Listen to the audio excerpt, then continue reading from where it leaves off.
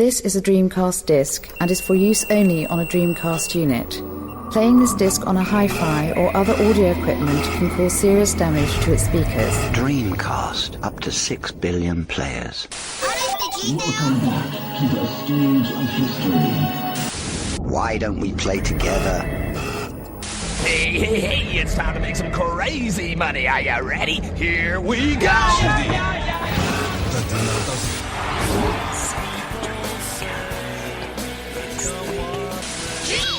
Please stop this disc now. Hello and welcome to episode 49 of the Dreamcast Junkyard Dreampod, the world's greatest podcast called Dreampod. Am I wrong?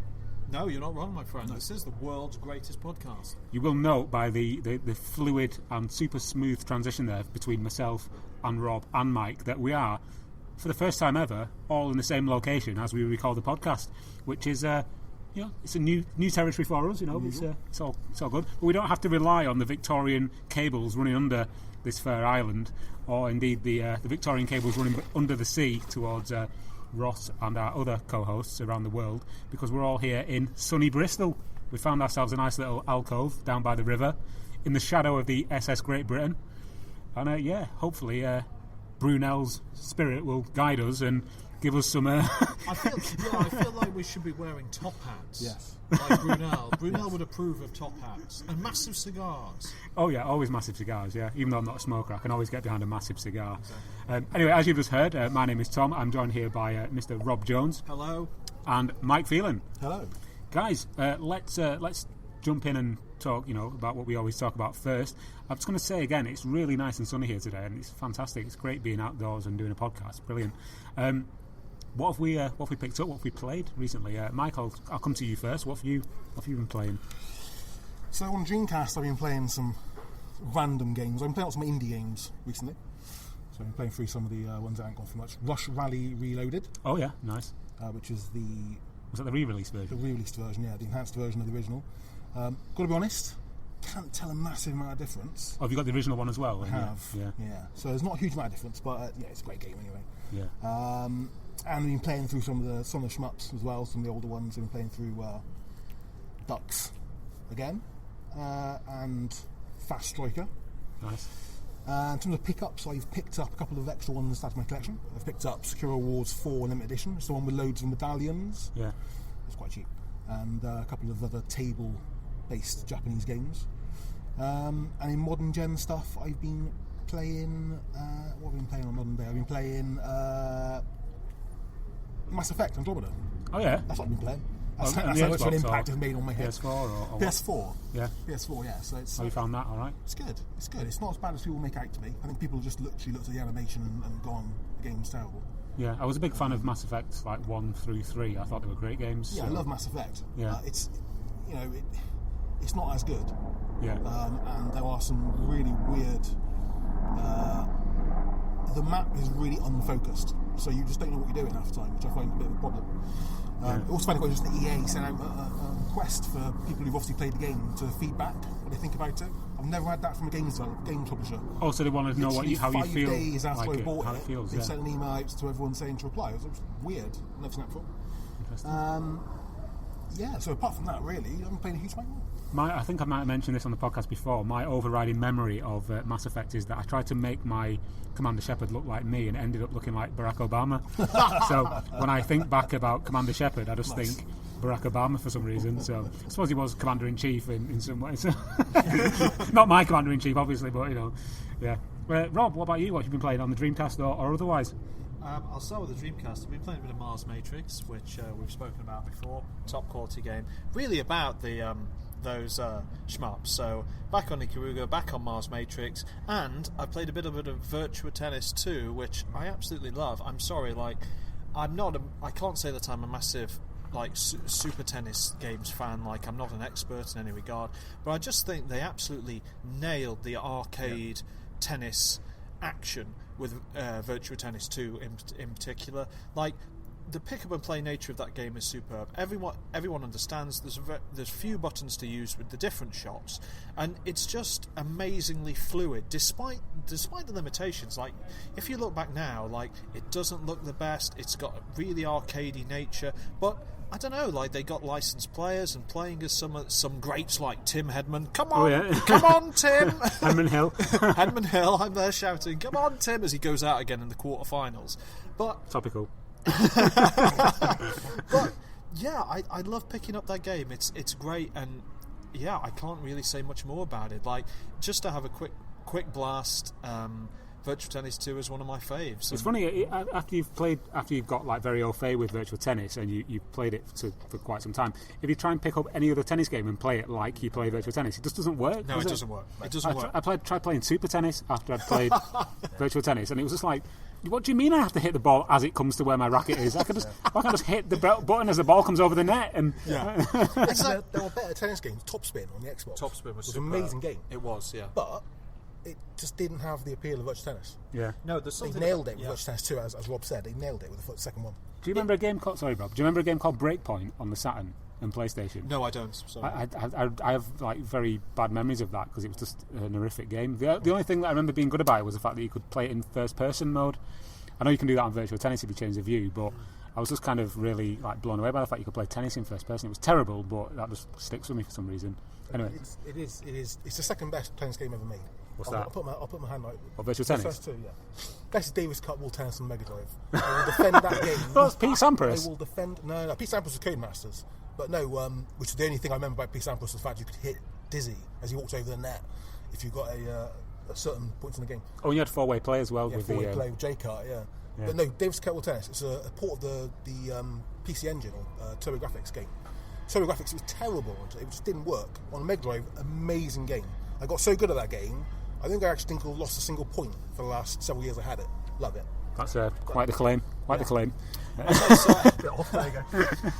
Moving off Dreamcast, I've got to share Mike's what he's been playing, and the fact that I've been playing Mass Effect Andromeda as well. And I don't know, like, I've got to say that, I mean, yes, the game is better than the animation glitches people have really cottoned onto, and I think quite unfairly. Yeah. Like, I'll stick my neck out here, and I think people will be quite... I'd just like to say at this point, there's a train going past behind us, so if you can hear that in the background, we apologise, but we can't do anything about it. All I will say is it's a train without tracks, which appears to be from the 19th century. So, quite in fitting with the Kingdom Brunel comments from earlier on. Sorry, Rob. Please continue. Exactly. My top hat is back on. Yes. Look, people have quite unfairly, I think, jumped on these animation issues. I'm not saying the animation issues are a moot point. They're far from it. Like, they break the immersion, and it's a real shame because the team behind it have put a hell of a lot of good work into that game. Yeah. Like, it is an order of magnitude bigger than any of the Mass Effect games that came before it. However, despite there's a lot of great things about that game, it looks right, there's a massive content dump, but the key things that made the original Mass Effect games aren't there. And number one for me is the writing. People don't sound right. The writing is poor. Like, I'm tired of alien species having talking and using, and I'm not sticking it to Americans here at all, but a lot of them sort of American phrases like "I guess." Like, it breaks my immersion because the first time I've met this new alien race in Andromeda, we've gone through this amazing setup. Like, they deal with it really well, how, like, these humans had to spend all these years in stasis to get to this really far-flung destination, and it's really quite epic in scale. That's the one thing they get really right, is the scale and how sort of daunting it was for these people to get on a ship and basically go into stasis and another star system. A star system miles away. They didn't know what would happen if they'd ever make it, and they nail that. But then you get there, and you're met with sort of relatively bland new alien species, which all speak like Americans would do, American humans. Yeah. And it just broke the immersion for me. The other thing I would say is that the Andromeda, it seems to me, I've described this to my wife in this way. How I describe the new Andromeda game is like the Star Wars prequels. There's loads of good stuff. Now look, maybe I'm being too harsh. Okay, I will defend the prequels. I mean, this is a conversation for another day, for a film podcast. I can defend those prequels quite well. There's lots of things in those prequels which I really like, that I felt that they moved on Star Wars in really good ways. Obviously, there's all the bad stuff, and I don't want to get into that. But it's like that. Like the original Mass Effect games were gritty, they were adult, they were full of violence and sex and hard decisions, moral and ethical choices that you had to make. And this new game doesn't feel gritty. It doesn't feel adult. It feels like a game for 13-year-olds. Everything is very bright and crisp and clean. No one swears. There's no violence. There's been very few, from what I've played so far, and I think I've played almost 20 hours, there's been very few like important decisions for me to make. And it just feels a softer, younger, more casual Mass Effect game. And for that reason alone, I'm not really enjoying myself. I've got quite bored with it. As Mike said, it's very unfocused as well, because they've got the scale in that there's loads of these planets and you've got total freedom to go where you want and do what you want, and there's just missions coming out of everywhere. But again, one of the great things about the original trilogy was how focused it was. There was side missions, there were ally missions that you could optionally do, and it would give you a better outcome. But you were always forced through like a funnel. The core narrative was always very tight, and you understood what you were doing and where you were going. And Mass Effect Andromeda doesn't have that. Wow, that is quite the description of why you have umbrage. You take umbrage with the new Mass Effect, even though you've obviously said it's still quite a good game. Cool. Okay. Well, I'll kind of try and follow that somehow.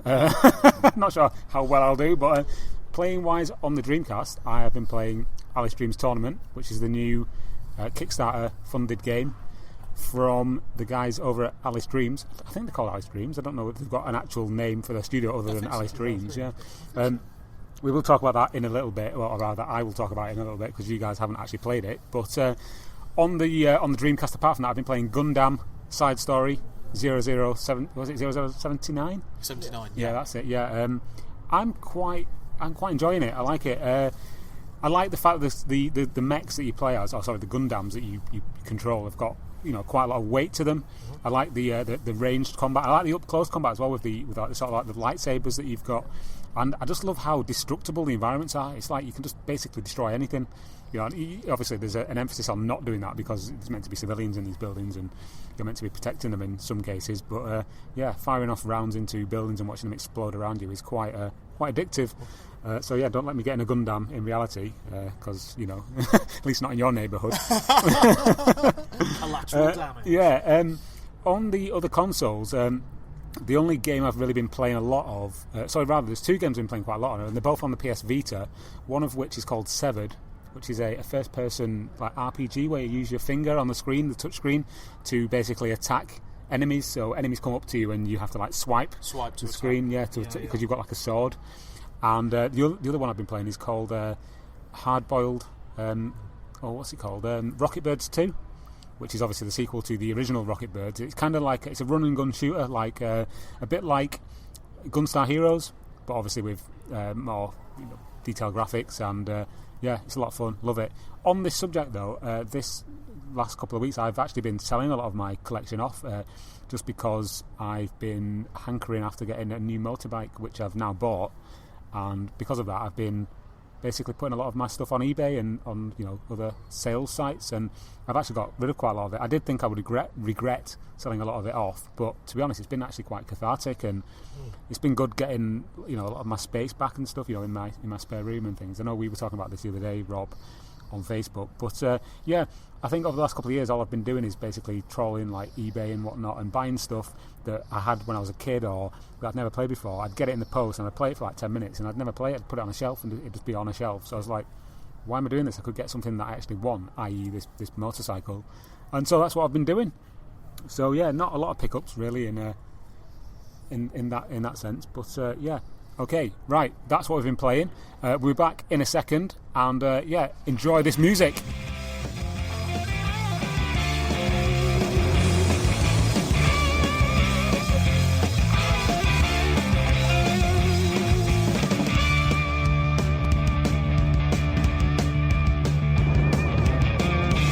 All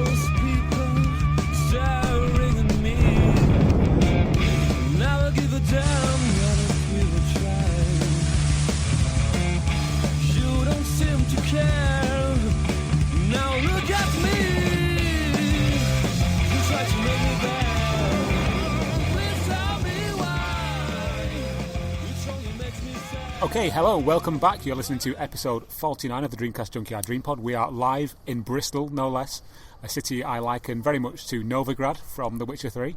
Fair comparison. If that's the case, I want directions to Passiflora ASAP. I can tell you where they can get places like that. But I'm not quite sure it'll be quite the same atmosphere. I think that the Dream Pod would get R-rated very quickly if that was the case. But yeah, so I was just talking about, before we had a little break, I was talking about getting rid of some of my collection because I've just kind of not fallen out of love with retro, but I just had an abundance of stuff that I was never playing, and I saw a monetary value in it and thought I would get some use out of it. Rob, you wanted to talk a little bit about this. You had some strong feelings about this. Yeah, as you mentioned, we've been talking about this on Facebook for a fair few months now. I mean, even last year, really. I feel that the tide has turned, for me personally, and now for yourself to a degree, in the fact that a lot of, I found, as I wrote a piece for the Dream Pod about how I was becoming more of a collector rather than a gamer. Yeah. And in that sense, I meant that I owned games. I was buying, very rarely I was buying new games because retro gaming had been the prices have gone through the roof. But the games I had in my collection, where once I would play quite regularly, I mean literally every year, I wasn't touching anymore. And I had such a plethora of games and consoles, and many of them I'd had amazing experiences with in the past. And I've written about this on the Junkyard. Horrible plug here, but I even wrote about it in my book. And I feel that now it's almost pointless for me to have them. Like, what I enjoy most is doing this, is talking to people about games and about past experiences.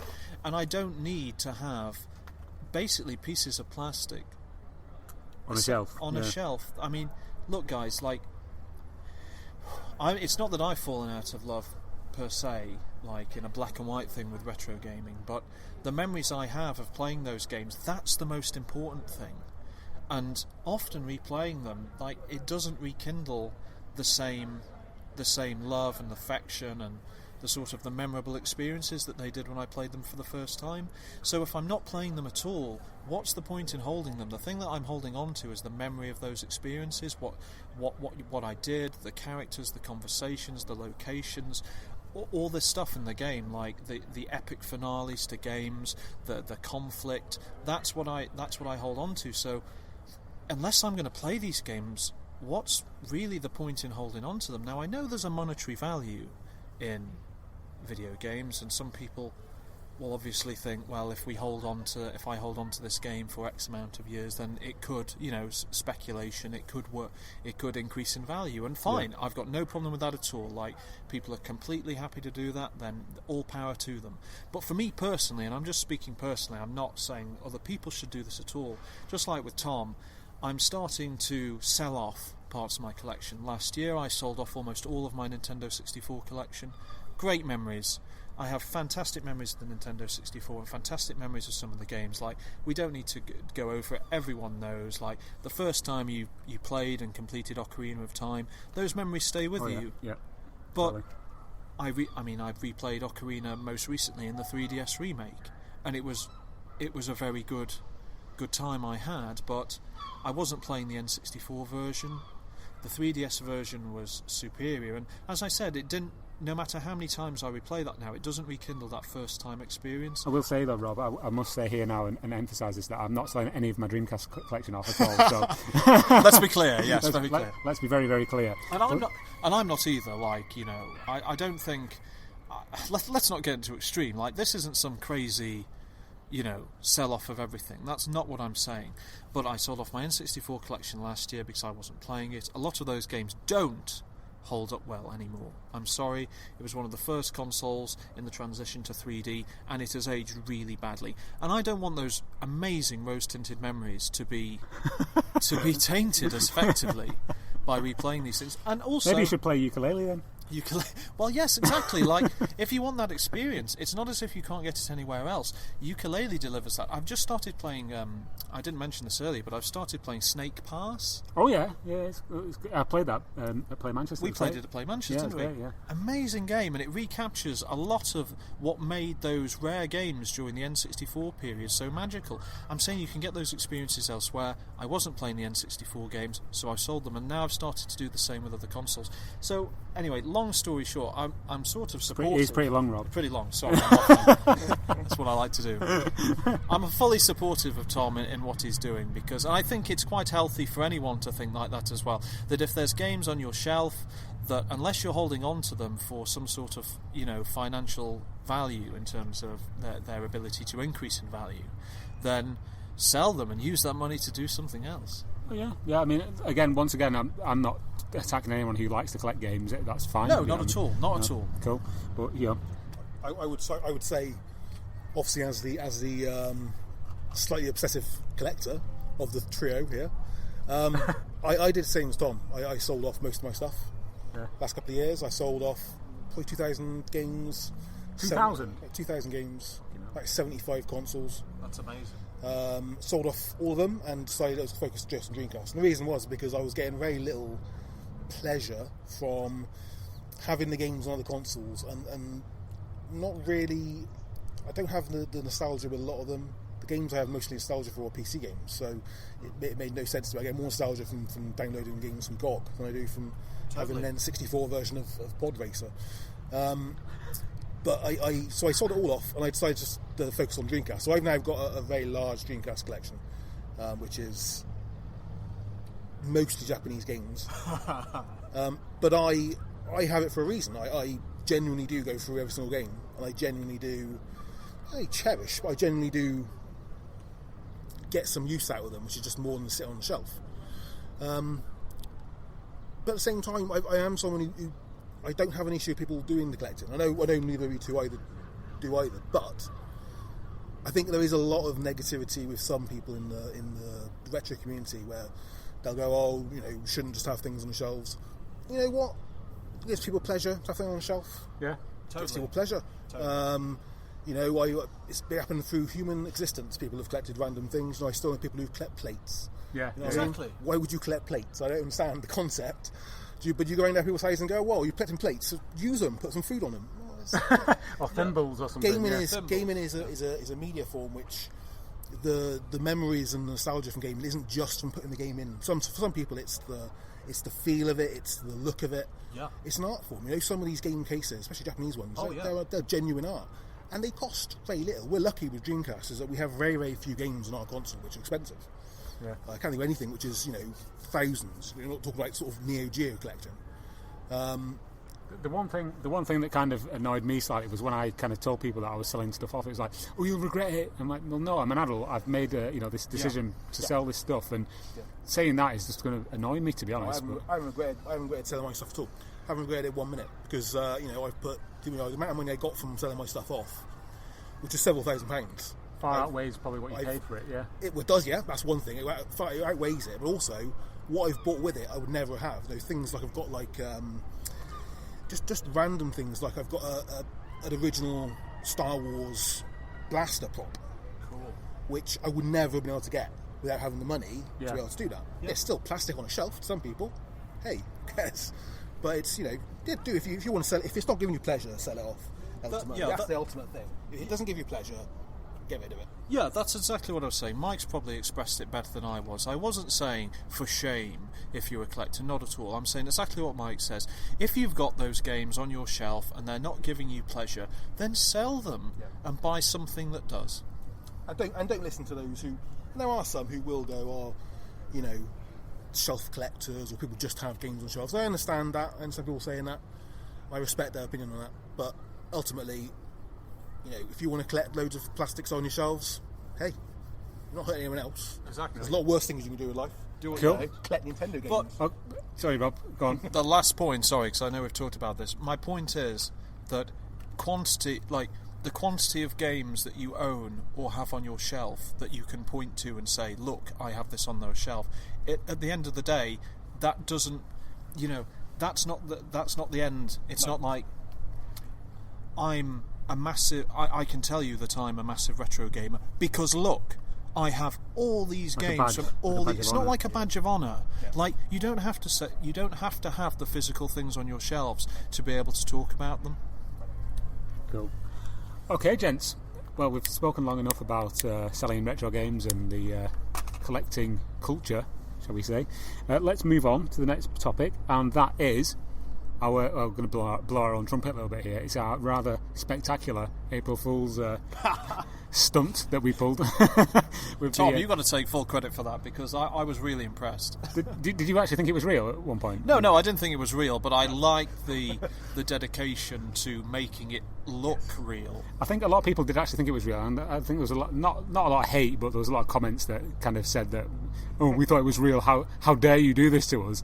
And if you're not familiar and you don't know what I'm talking about, it was the Dream Stream prank that we pulled of April Fool's Day, and basically what this was a mock-up of a Nintendo Switch playing Dreamcast games, and it could be accessed through supposedly accessed through a new online service coming for the Switch, where you could stream games over the internet and play like HD remasters of things like Jet Set Radio and that old classic Spirit of Speed 1937. I did think, that I left enough clues in the article and the fake news article that I actually linked to, which I created as well, where the Sega spokesperson who was quoted as announcing this thing was called Avril Tonto, which actually translates as April Fool in French and Spanish.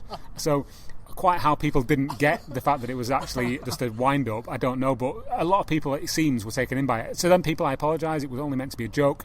However, I did see that it got picked up by the quite a large Nintendo Switch group on Facebook, which led to it actually kind of going viral as well, so that was quite good for us, but again, to those people who thought it was real, I apologise. What do you think? I don't apologise. You don't apologise? Creating a joke. I'm sorry, it's April Fool's Day. I think it's the one day where you don't have to apologise. Exactly. If you believe anything on April Fool's Day, then, frankly, you don't deserve to be on the internet. Yeah. Because you're not going to survive on the internet for longer than a couple of days if you can't work out that on April Fool's Day, nothing you believe. Yeah. What do you guys think of the viability of such a thing? I have to be honest with you. I have looked at the analytics to the Junkyard in the last week or so, and Nintendo Europe, Nintendo Japan, and Sega have been constantly looking at this article, and so I'm wondering if they're actually thinking that's a really good idea, and if so, do I get any royalties?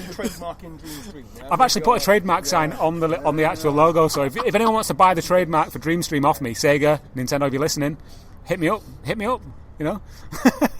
But we're talking at least 45% royalties, right? From any future sales. I'll just take a free Switch, to be honest, I don't mind.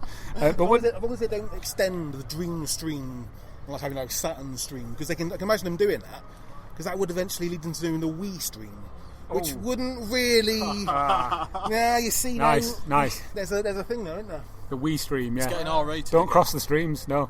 Don't cross the streams. But yeah, do you think that's even a viable thing? Do you reckon they could even do it? Would that be possible? Yeah. Of course. Like, this is what we've been saying on the Dream Pod for years now. We've been running this in enough time. All these projects, Dreamcast 2 and all the rest of the, demands for Sega to reboot a new Dreamcast. So, we want HD versions of all these original Dreamcast games. Well, look, this is how you could do it. We've said it before that the hardware already exists. Sega would be mad to try and get into the hardware business now, which is incredibly crammed full of established players. So the way to do it is to do these ports. You're looking at Switch, like, that's the real thing that's exciting me. Like, Zelda was amazing, and it looks like there's some good games coming down the pipe. Like, the new Mario looks amazing, and there's the new Fire Emblem, and there's the new Xenoblade, and all the rest. These look great. But what I'm really excited about is the ports of all these old classic titles. Neo Geo stuff, or well, exactly, the Neo Geo. I couldn't believe that a console released now. One of the launch games was Waku Waku 7. For Neo Geo, like, amazing. Some obscure parody fighter from the Neo Geo is one of the launch games on the Switch, but it's not actually that mad, because this is exactly what that console can be used for. So Dreamstream isn't actually that far-fetched, and I think it's probably why a lot of people believed that it was true. Yeah, I think a lot of people did actually think it was true. I mean, I saw a lot of people on Twitter going, "Oh, have you seen this?" and then retweeting it, and people going, "Wow."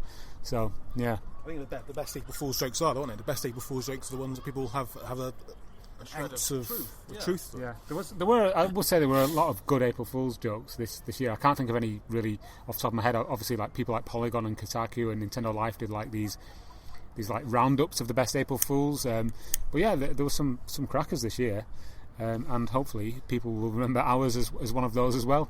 So yeah. Went down a bit better than last year's. I remember it, Tom, because last year's didn't go down very well, did it? Oh, the PlayStation 2 Junkyard, which I removed after about an hour because so many people sort of. Yeah. We have to. Based on the fact that if you're going to do any kind of April Fool's joke about Dreamcast, never mention the PS2. No. Okay, we learnt our errors from last year, and we shall never speak of it again. No. Unless you listen to this podcast again, which we are doing infinitely because it's a recording. Anyway, let's take a quick break, and we'll be back after this interlude.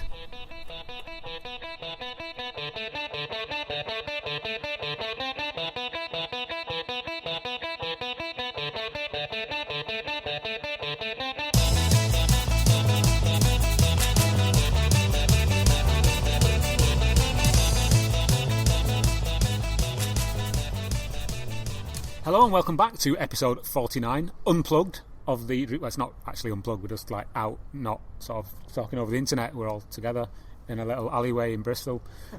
So yeah, welcome to DreamPod 49 in an alleyway in Bristol. I don't recommend standing in an alleyway in Bristol. No, if you couldn't hear that, Mike recommends you don't stand in an alleyway in not Novigrad, Bristol. We are talking about the Dreamcast, and the Dreamcast has a new game. If you backed it on Kickstarter, then you'll probably already have it, unless you got the PAL version, which isn't actually out yet for reasons unknown to us. But if you actually applied for the US or the Japanese box art versions, you will already have in your hands Alice Dreams Tournament, which is a Bomberman homage for the Dreamcast. I played it extensively last night, and I think it's actually brilliant. I really like the music, I like the art style. It's got I don't really mention this very often, but it's got a really, really cool intro sequence and a really nice song that goes with it. It's kind of like a bit like an indie sleeper hit from the 90s, sounds like, anyway, to me at least.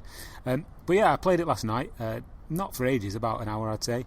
And one thing that struck me about it was the fact that it's got so many different game modes, and some of them are quite inventive, use the VMU quite well. If you've been looking at the Kickstarter, you will know about the VMU usage or the implementation of the VMU. One mode is called Hide and Seek, where one of the players is invisible on the screen and you can only see them on your VMU, and I thought that was really ingenious. It took me a while. I didn't look at the manual before I started playing the game. I just kind of jumped into the game and I was like, what the fuck is going on? And it was only after I actually went and read the manual that I discovered that one player is invisible on the screen but can only be seen on the VMU. And yeah, I think that it's fantastic, really. There is like the genuine kind of Bomberman modes, like where you have like multiplayer, just blow each other up with bombs. There's like let me see, I've got the manual actually here in my hand. We've got a colour battle where you have to like colour certain parts of the map in with your own team's paint. There's Assault, which is like a free for all, and I don't really know what else to say to be honest. It's a really cool Bomberman clone with lots of individual unique characters and great artwork. Really like the music. One thing I don't like is the voiceover on the actual like options menus and stuff, because every time you actually select something, I keep saying actually, it reads out what you're highlighting. So if you go to the options menu, it goes options, and if you go to the multiplayer mode, it goes multiplayer, and it's just really annoying. However, that said, what I do like is the online leaderboard. So if you play any of the modes in single player, you get this code when you get a high score, and you can go to the website, enter that code, and it shows you a leaderboard. So far, I think there's only like 37 people on it. I'm 2 of those people, and the developers are about 8 of those people. And which position are you? I'm actually, last time I looked, I was 26th. Oh, okay. So I'm the 26th best player in the world. In the world, yeah. And I'm not going to hide that fact. I'm the 26th best player at Alice Dreams Tournament. Actually, are you going to go pro? Potentially. However, what I will say is that when I played Millennium Racer, I was the best player in the world because nobody else had completed the championship mode at the time I'd completed it at. So I was officially the best player in the world at Y2K Races, Millennium Racer. and no one's ever going to take that away from me. That is an achievement. I still bask in my glory of being second on the world leaderboards of the Puyo Puyo game on Sega Superstars Tennis. Well, what an accolade. Silence will take us being in awe. There is another game coming out for the Dreamcast very soon. It's about 2 weeks at the time of recording, isn't it? 17th of April. 17th of April is coming out. Escape 2042, The Truth Defenders. It's another game by Orion, who's a French developer. He seems to go under the radar a little bit with Dreamcast releases. He's released 5 games now. He's released Alice Mum's Rescue. And the Goddesses of Magic. Goddesses of Magic, Elanzia and Philia. The Orion Puzzle Collection. This is fifth game is the fifth one now. Yeah. And they're actually quite good. And he seems to be taking over the entire Dreamcast indie scene by releasing every single genre you could possibly imagine. But Escape 2042 looks really good. It looks very sort of old style 8-bit and proper 8-bit as well, not sort of where everyone says 8-bit about anything which is retro in any way now. 8-bit style, sort of elevator action, impossible mission sort of style. It reminded me a little bit of a game that I used to play on the Amstrad called Roland in the Caves, I think it was called. Yeah. And with this little character called Roland, you had to like jump up on platforms and things. It kind of reminded me a little bit of that. Yeah. Yeah, it's a bit like it reminds me quite a lot of Zillion for some reason on the Master System. There's also like different like play modes in there. There's like a reverse. It's called a reverse shmup. So I think from what I see from the video, it's you have to run away from ships firing at you. Yeah. Which it sounds amazing. I think there's another 2-player game one as well, but it just looks really good. I encourage everyone to back him. The games aren't the world's best games. However, I've put more hours into Alice Mum's Rescue than probably any other game I've played in the last couple of years on Dreamcast. He's a very talented guy. He does it on his own. As far as I know, it's pretty much him on his own. Support him. Cool. Yeah. There's also a one mode that I saw on the video. Is like an abseiling mode. Where you have to go down like rappelling. Rappelling down a chasm, as it were. But yeah, that's 2 new games coming on the horizon. There's plenty more. Some of which we're not at liberty to speak about just yet. But rest assured, there's more to come. Much more. Dreamcast lives. Dreamcast lives indeed. Yeah. On the subject of new things, there's a new book coming out. And this is called the History of the Sega Dreamcast, and it's by our old friends at Pix and Love Editions. And yeah, this was announced this week. Well, we've known about it for quite some time actually. They've actually been putting it on their social media feeds for probably about the last 6 months now. Little snippets and hints at what's going to be in the book. Now we know because they put it up on their website and we reported on it on the Dreamcast Junkyard. But yeah, I think this looks really, really good. I've got one of their previous editions, which is the Sonic the Hedgehog history book, which is really, really cool, if I'm honest. And yeah, if anyone's going to do the Dreamcast history a really good service, it's going to be Pix and Love. They've got an official license from Sega. They've got unbridled access to the history of the Dreamcast. There's some stuff in that book I've never seen before. Some of the images they've released of the history and the prototype versions of the Dreamcast I've never even seen. They've made quite a big play, haven't they, of the fact that they've got lots of never before seen pictures and information. Yeah, and I do like the fact that they've also planned 2 special editions. One's a Sonic Adventure and one is a Shenmue themed edition, which have like a hardcover that you can pull the book out of. And I mean, because the website is currently just all in French, I believe they are bringing out an English language version. They are planning on doing like reviews or lists or something of every game for the Dreamcast. I again apologise for the sirens in the background. Police sounds. We are in Bristol, as I said earlier, and yeah, hopefully it's a regular occurrence in Bristol. Unfortunately, the sound of sirens in the background on a sunny day is a normal occurrence. Yeah, sirens and steam engines and other 18th century sound effects in the background. You'll hear some pirates coming down soon. Well, you're already here, Mike.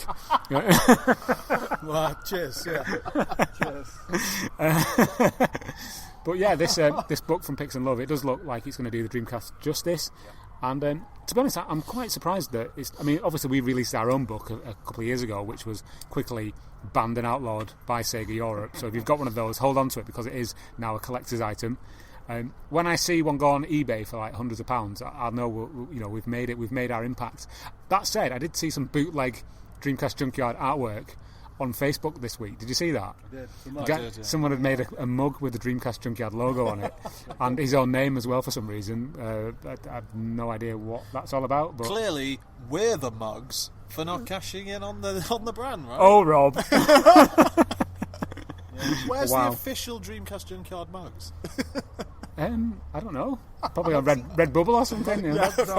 Mugs are a big thing at the current time. We seem to have a lot of. There's a large discussion on the group with regards to mugs, the Japanese style artwork on the mug, and my lovely PAL ones as well, which you can still get on Forbidden Planet if anyone wants to go and grab themselves some if they live in the UK.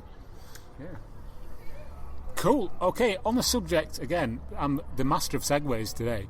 On the subject of merchandise, there is some new merchandise which is available now, or was available up until late yesterday, I believe, and that is a Shenmue bomber jacket that's come from Insert Coin. The story behind this one is quite interesting because there was previously a Shenmue bomber jacket from Insert Coin a couple of years ago, which was discontinued, and it was called the Hazuki jacket, and in my eyes is actually a superior product. Was it a bomber jacket or was it a full leather jacket they released? It looks like it was a leather effect, okay. So like probably nylon or cheapo like leatherette jacket that looked a lot more like Ryo's jacket in Shenmue, and it had, from what I can tell, like embroidered decals on it, But this new one is nylon. It's a bomber jacket, and it's, in my opinion, the wrong colour.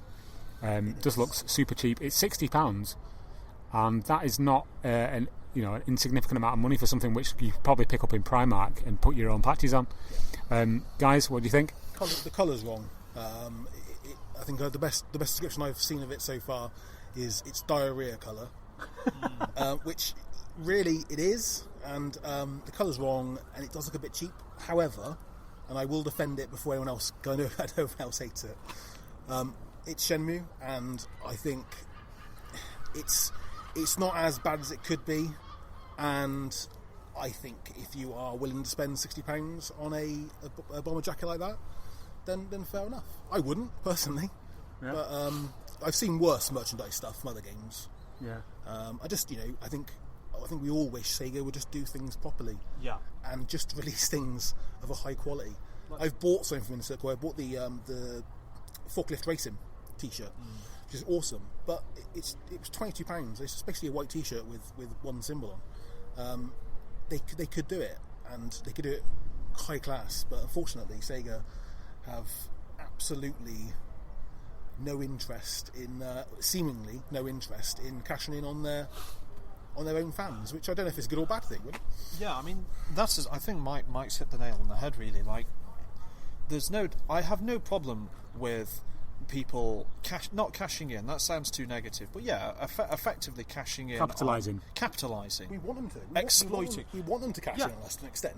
Fans. Exactly, fans do want that. They want the option to buy for companies to exploit a brand or to capitalise on a brand that lots of people love and deliver them extra products that surround the core product, which obviously in this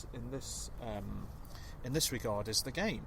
But as Mike said, you want to do them properly, and this jacket is so far from what it should be. Look, when Suzuki was drumming up interest for Shenmue 3 on the Kickstarter, one of the top tiers, if not the top tier, I think. Oh yeah. I think there was 3 of them. You could get the Ryo Hazuki jacket, and the ones if you dropped like $5,000, $10,000, I forget, and that looked absolutely amazing. That looked really, really good. They'd gone and nailed it, and you'd bloody expect that for the amount of money that you were donating. Now, I'm not expecting. Look, £60, that's quite a lot of money, but it's not crazy money, right? But I think for the money you're putting down, you'd expect a better product, and fans want a better product. Yeah. So the fact that this official product, to a degree, that has the blessing of the company involved, it looks so bad. And let's be clear here, it looks so bad on a really, really handsome guy. Yeah. On a really fit model, I of course look just as good as him, obviously. But I'm saying, if it doesn't look good on him, is not going to look good on anybody. It looked terrible on me. It looked fucking awful. No, come on, Mike. Don't be so down on yourself. But yeah, You're sporting that Sonic the Hedgehog t-shirt with a plum right now. the texture looks wrong. The colour looks wrong. The decal looks like just slapped on. It's like what Mike was saying, that someone could just go and buy a jacket and slap the decal on. There's a chance it could be really, really bad photographs, which I suppose, it's possible. Have you ever heard of Occam's razor, Mike? Occam's razor. I'm going to say that maybe it's not a bad photograph. I think the thing is that it's, as Rob said, we do want high quality products, and it's I don't know. There's a part of many of us, I think, which just think sometimes that Sega are just. I don't know if it's licensed to Sega or not. I've got to admit, it might be licensed. I think it is licensed. Yeah. Sega, They do seem to, without being rude to them, because I'm sure it's a big company. I'm sure they've got issues going on in other areas, but they literally have one of the greatest back catalogues of licenses, and the amount of stuff they could do is huge. And when they do bring stuff out, it's so poor, or it's through a third party, like the First figures, amazing figures. Just stop doing Sonic all the time and give us some stuff which is, Skies of Arcadia or Fighting Vipers 2. Fighting Vipers 2, Sega. That's what we want. Fighting Vipers 2, which is I wouldn't want. So I hate the game, but it's Psychic Force. Psychic Force. It's not Sega, is it? Oh yeah, Force? yes. I'm afraid it's not actually Sega. No, it's not. They could do things like anything. It doesn't matter what it is particularly, but they seemed to, a few years ago, there seemed to be one point where they thought, I think everyone thought, when they released Sega Superstars Racing, wow, they finally starting to use the license properly. They released Transformed again, did it really, really well, and since then we've had nothing. Yet again, nothing at all. And I just, I can't work out why they don't want to have our money. Well, the Sega and not Mad Cats. What am I talking about? No. I'll probably edit this bit out actually because I've made a fuck up. Or maybe I won't. I'll leave it in. Right, the Insert Coin bomber jacket is available now, or it was at least at the time of recording. It's sold out, actually. Oh, sorry, no, it's sold out. So yeah, you missed your chance. It's been bought by enough people who think it does look good, but it's sold out. Yep, so what do we know? Ignore us. In fact, ignore the entire last segment of this podcast. Yep. Right, okay. We're going to take a little break now, and we'll be back in a second with some questions from our lovely Facebook group.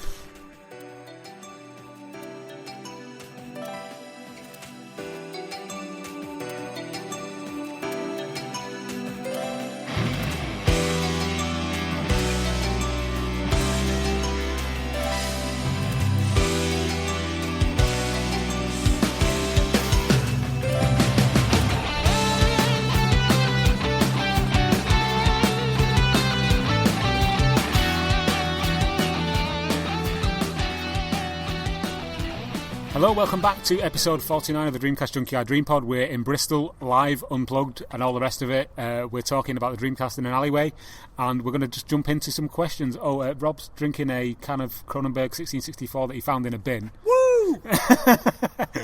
But yeah, we're going to jump into some questions from our fantastic Facebook group. Okay, we're going to go around I was going to say around the table, but there isn't one, so just imagine a table in front of us, guys. First question. Or rather, some of them aren't questions, they're more just like suggestions of things to talk about. Eddie Bogard asks about, with the recent demise of Mad Catz, what do we think about some of the Dreamcast peripherals from Mad Catz? I've got a small anecdote. I think I might have mentioned this in the past. One of the third-party controllers I had for the Dreamcast when I originally had one back in 1999 was a Mad Catz controller. And it was the one that nobody wanted because it was massive, and we used to call it the dinner plate. I think I've mentioned it before on the podcast, but it was basically nobody wanted to use the dinner plate. So that was my memory of Mad Catz. Really, what do you think, Mike? So I sell Mad Catz things, working in a retailer, and the amount of returns we had on Mad Catz products was so ridiculously high. Really, the quality build was awful. I do like some of the things they did, and they made some interesting designs and stuff, but I can't really be sad that they've gone. Sorry. Okay, thanks to Eddie for that question. Let's move on to another one. I'm actually scrolling through my Facebook group feed as we record this. Kenneth Randazzo asked about the crappy Shenmue jacket, but we've already touched on that quite extensively in the last section. I'm just trying to look at some things that maybe we actually know about. So, Dreamcast 2, thoughts and speculation. Ben Manning, I'm not sure if you're trolling there, but that's not going to get spoken about, so do one. Talk about Dreamcast Japanese wrestling games. That's from Fabian Villalobos. I hope I say your name right, Fabian. There's some good wrestling games from Japan on the Dreamcast. The one that springs to mind for me is Giant Gram 2000, which is a fucking great game. What about you, Rob? Any favourites other than that? Fire Pro, maybe, or? No, literally, like I didn't even know about Fire Pro, to be honest. I'm not a massive wrestling game fan. The only one I know of is Giant Gram, and Tom, you know more than me, so you're probably better at talking about it. Mike, what about you? Yeah, so I've Giant Gram 2, Giant Gram 3, Touken Restitution 4. I've mullered the Japanese language, I think, but I'm sure Ross will tell me off for that. No, you actually do sound like you're from Tokyo, to be honest, when you pronounce that. Yeah. Go excellent. That's a slurred Bristolian accent for you. And obviously Fire Pro. I was playing Fire Pro 2 nights ago. I love Fire Pro. I was trying to recreate the characters from the British wrestling scene. Like Big Daddy, etc. Yeah. No, from the modern one. I'm not a big wrestling fan, but a lot of my friends are, and a lot of them go to a lot of the events. We're going to WrestleMania actually last week, but I was trying to create. I can't remember his name now. Gordo, is it? The wrestler. No idea. It didn't work. I couldn't work out the options. They were in Japanese. I can't speak Japanese. Cool. Good game though. Good game. Yeah. Okay. Callum Gray Turner asks, can you talk about the games you loved so much that made you skip school or work or college back in the day? I'm trying to think of any that I actually skipped work for. I skipped Life for Shenmue for a week. Skip Life, yeah, that's true. I think, to be honest, the only game I can think of that actually made that much of an impact on me that I wanted to stay at home and play it when I was, when it was contemporary, was Legend of Zelda on the N64, and that's obviously not a Dreamcast game.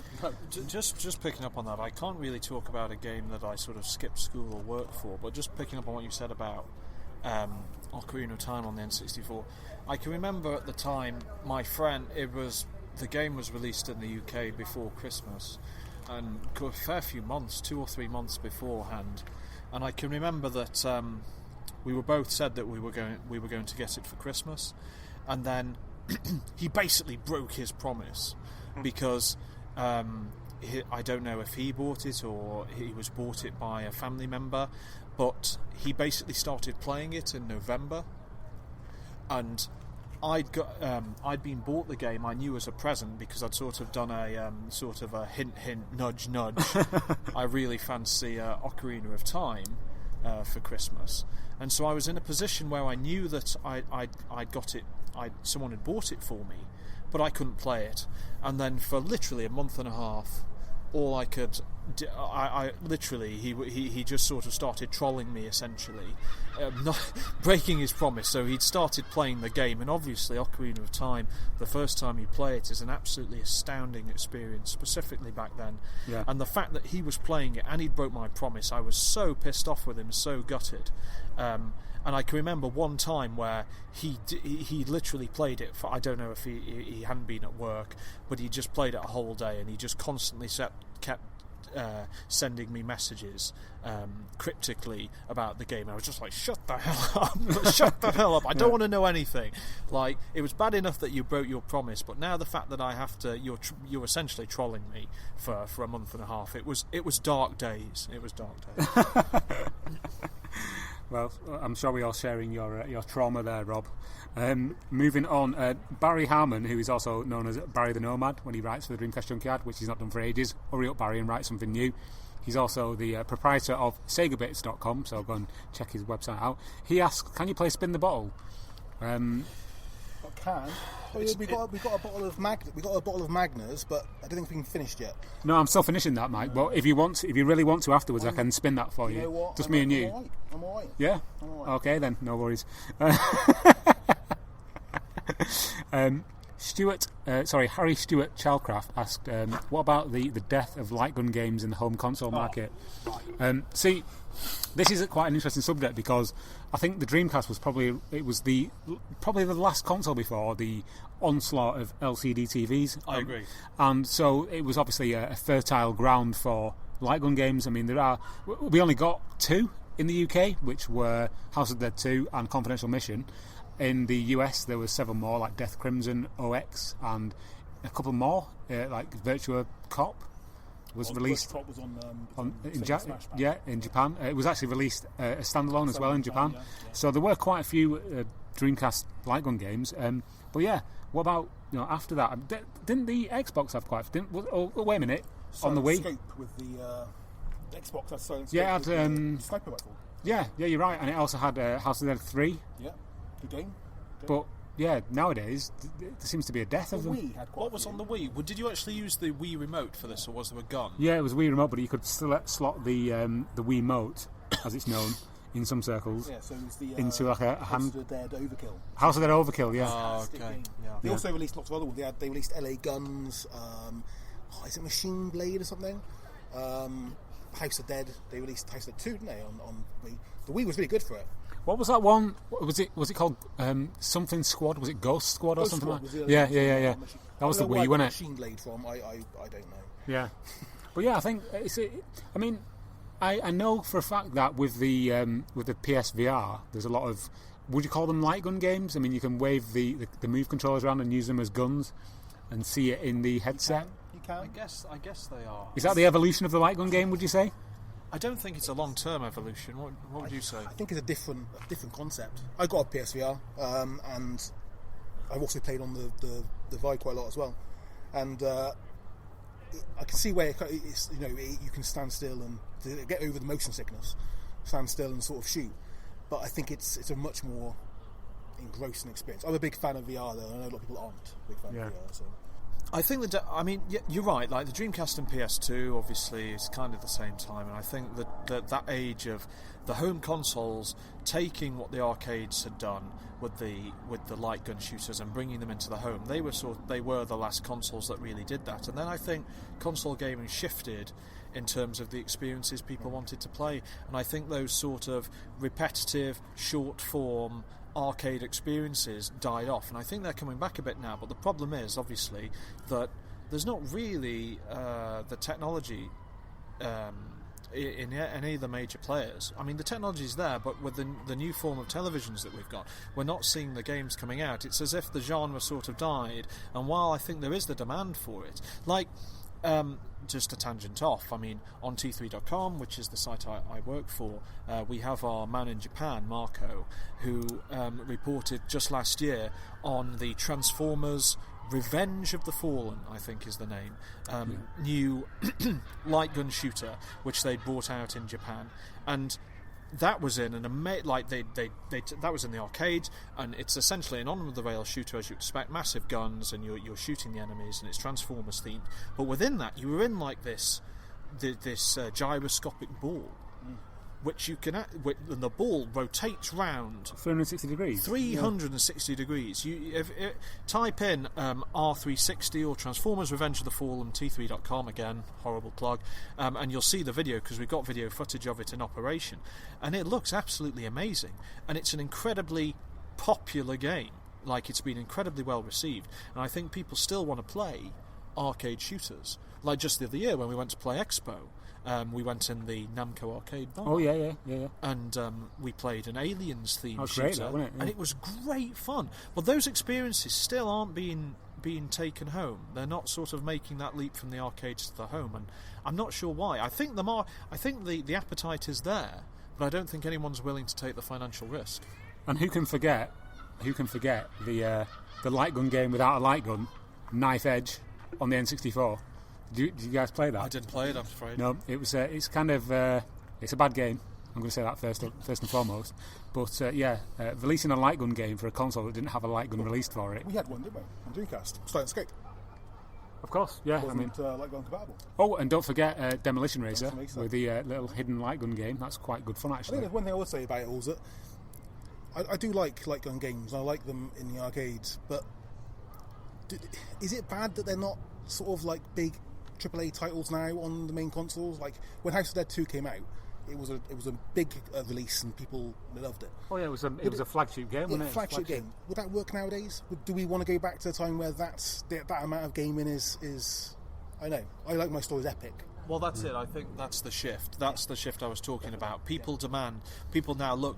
In most reviews that I read today, the hour count is a major factor in the score. How many hours did I played, I don't know, The Witcher 3, and I put in over 80 hours. Now, obviously, if I spend 50 quid on The Witcher, I'm going to get 80 hours of entertainment. I spend 50 quid on Virtua Cop 19. I'm not going to get... Virtua Cop 17 is where you wanted to go. 17, sorry. I'm not going to get 80 hours of entertainment, am I? No. Now, but I want to be very clear here, quantity is not the be-all and end-all. No. I will take... Some of my favourite games are very streamlined, short experiences. Yeah. I'm more... Like, that's what I was complaining about earlier with Mass Effect Andromeda. I'm sure there's over 100 hours worth of content in there. But the rest of the game, the writing specifically, isn't up to scratch enough for me want to spend that time with it. The problem is that you can get those short experiences on the iPhone now for 99p. And that's the thing. It's a main console game. Is it really that much? I don't think it's that much of a loss. I think Dreamcast is the last console which had an arcade focus. It's that weird juxtaposition on Dreamcast with the fact that we had pretty much the top tier of arcade games, and also Shenmue, which I think is probably the turning point in console gaming, from console gaming being quite badly written dialogue, quite badly written stories, and not very epic, to being Shenmue, which was obviously all of those things. Yeah. Well, apart from the writing of dialogue, possibly. But Sega have always had a massive... I mean, Sega Amusements International still exists today, and they've just put out the new Daytona, for example, in the arcades, but I think Mike's right in the fact that the general appetite... Well, I think there is appetite for gun games. I think the consciousness has shifted now where people demand more bang for their buck, so to speak. Yeah. Okay, cool. I think we've covered that one quite extensively. I'll take two more questions from the Facebook group. The first one is, can you talk about the various extremely expensive Dreamcast consoles from Japan? I think there's quite a few in there that are really kind of... There's the Gundam one, which is the blue one with the... Is that one 5 made of, or the 50 of that one? I don't exactly know how many there were, but there's not many. There's the Stars one, the red one. Yeah. There's the Stars one. How many of the Sakura Wars one was there? Is that the pink one with the... That's the one with the... Yes, with the many faces. Quite a few of those. I think there's quite a few of those, yeah. You pick them up quite cheap. But there were two Resident Evil ones, didn't you? You had the Stars one, which was black. Yeah. And you had the Jill one. Claire Redfield one. Jill Redfield. Yeah. Claire Redfield. Claire? Jill? I know, I don't play Resident Evil that much. You had the Redfield one, which was red. They're quite rare. You've got the Hello Kitty ones. Isn't there the Mazora one or Mazoira one? Is it the purpley? Yeah, the purpley like two-tone thing. Yeah. I'm not a big. I don't collect the consoles. No. I know there are some people. I think I mentioned him before, but there's a guy online who's, I think his name's BL, and he's got like a full set, I think, of consoles. It looks amazing, and that, if you are a serious collector, that is something to go into, because that will only go up in price, I think. Yeah. Don't forget the fabled Electronics Boutique blue one that doesn't actually exist. There's also the Partners one with that was signed by the president of Sega. I think there's only one of those, because wasn't that the prize for the Mr. Yukawa treasure hunt or something? Possibly, yeah. There was like the one version of that was for sale or was up for grabs. There's so many like Seaman, random. There's a Seaman. The Seaman. There's the Christmas Seaman one, the red one. And there's the green one as well. And the green one, yeah. There's also the. Oh shit! What was I going to say? Apparently there's a gold one. Yeah. There's one that was gold. That was Paola, wasn't it? I think there was a lot of airbrushed ones, wasn't there? Lots of I think the official Dreamcast magazines in Britain, Germany, and France, possibly Spain as well, had like them airbrushed. Yeah, with different games. They were competition prizes. One was gold. Was Simply the Best written on it, I think. I think we're talking about two different ones, because the one I'm thinking of is the one that was apparently it was a gold edition that was given to the executives from Sega Japan when the Dreamcast went bust or something. Oh, that must. So apparently there's very few of those. But again, this is all conjecture. I'm not sure if these even exist. This is what I've seen on things like Sega Retro and on forums. Do you know what I mean? So I don't even know if these exist. But there are several very, very uncommon types of Dreamcast. It's hardcore collecting though. There's some hardcore. The money for them is huge. Yeah, I think. Sorry, Mike. I think the most common one that I would class as quite a rare one, but also within the realms of like the average collector, would be the R7. Yeah. Definitely, especially if you've got like a box one, because they are quite uncommon. I think the original ones came with a broadband adapter, and the later ones that were released for general consumption had the standard modem on them. I might be wrong. If I am wrong, please let me know, or don't. So thanks for that question. That was from Patrick Trainer. And okay, we'll take one last question, and that is Brenton Chevin, I think that's how you pronounce his name. He asked, can you post a link when you're done with the podcast? And to that question, I say no. This is going into my private collection, and nobody will ever hear this. So there you go. Okay, yes, we do this quite often. We do like little private podcasts for ourselves. I mean, like, what a silly question. No, but thanks everyone for your questions on the group. If you're not a member of the group, it's facebook.com/groups/Dreamcast Junkyard. Please go and join, and we're all on there, and it's quite a good community. We have lots of arguments and fights and general discussions. It's good. It's cool. Anyway, I think we've waffled on for long enough here in the sunshine in sunny Bristol. That's one thing to mention. One thing to mention, Mike. Sorry, which is on the group, on the Facebook group. Kev Mason has been doing a high score group, basically, or a competition, where every single week he'll put a different game on there and get a high score. I have to admit, I started the last one and then sort of forgot that it was on there, and because I only look at my phone on the website on my phone, I always forgot that it actually was there. But he's going to start a new one up quite soon. If everyone who wants to have a go, I encourage you to do it. It gives a little bit of a competition. And War Gamers would like to see who's got the highest score. But yeah, that's episode 49 of the Dream Pod. We hope you enjoyed listening to us ramble as we sit in this alleyway in Bristol once again. Yeah. Massive, it's been good, right? Yeah, cool. Yeah, massive thanks to everybody who listens and downloads, and also thanks to everybody who submitted a question for our Facebook group. Also, massive thanks to everybody who supports us with a $1 or more Patreon submission. Or is that what you call it? Submission? Yeah, I think so. Pledge every month. Yeah. It's been fun, gentlemen, and this is where we bring this one to an end, because we're going to go and have a beer in the pub now. So thanks very much for listening, and we'll see you on the next one. Everybody say goodbye. Bye. Hey, it's time to make some crazy money. Are you ready? Here we go.